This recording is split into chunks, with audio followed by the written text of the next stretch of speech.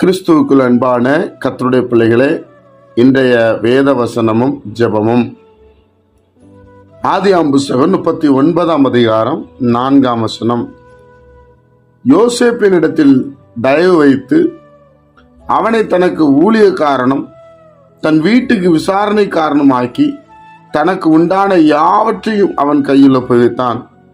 நண்பு கர்த்தருடைய பிள்ளைகளே, கடந்த சில நாட்களாக யோசேப்பை குறித்து தியானித்து வருகிறோம்.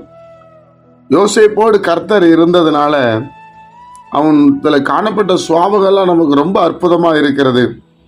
கர்த்தர் அவனோடு இருக்கிறார், அவன் செய்கிறது எல்லாம் வாய்க்கப்படுகிறார் என்று எஜமான் பார்த்து இன்னைக்கு என்ன சொல்லுகிறார்? தனக்கு உண்டான யாவற்றையும் அவன் கையில் ஒப்புவித்தானாம். பாருங்க, யோசேப்பு வாழ்க்கையில ஆண்டவர் கூட இருந்ததுனால அந்த முழு வீட்டையும் நம்பி யோசேப்பினிடத்தில் கொடுக்கிறார், ஒப்புவித்தார். அப்ப கொடுத்தது அவ்வளவு உண்மையை அவர் பார்க்கிறார்.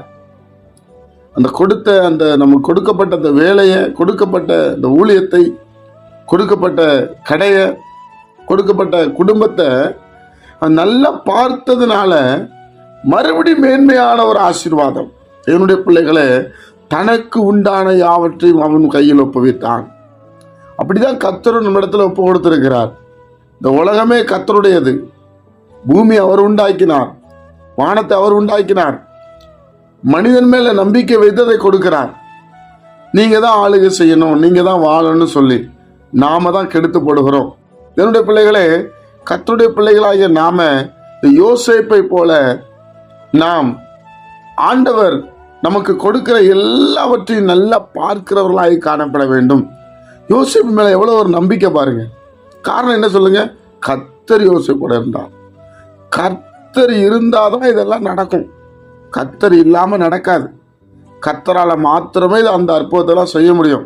அதனாலதான் எழுதுறாங்க, தனக்கு உண்டான யாவற்றையும் அவன் கையில் ஒப்புவித்தார் என்று சொல்லப்பட்டிருக்கிறது.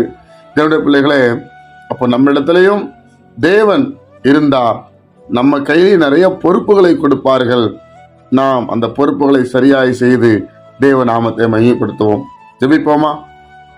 பரிசுத்த பிதாவே, உம்முடைய குமாரன் இயேசு கிறிஸ்துவின் நாமத்தில் வருகிறோம். யோசேப்போடு நீங்க இருந்ததுனால அவன் செய்ததெல்லாம் வாய்க்க பண்ணினீர் சுவாமி.